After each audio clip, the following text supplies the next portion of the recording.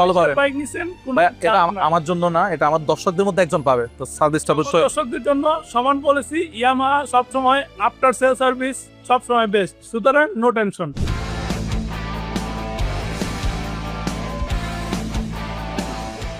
আমি জানি একটা R15 কেনা বাংলাদেশের সবার স্বপ্ন, কিন্তু বাস্তবতাটা অনেক কঠিন, অনেকের পক্ষে এটা সম্ভব হয়ে ওঠে না।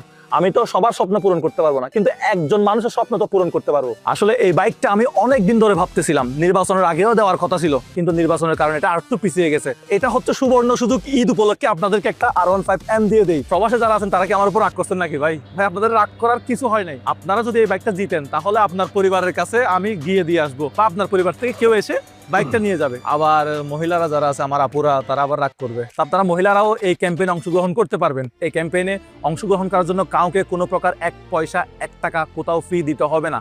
শুধুমাত্র আমাদের ভিডিওগুলো নিয়মিত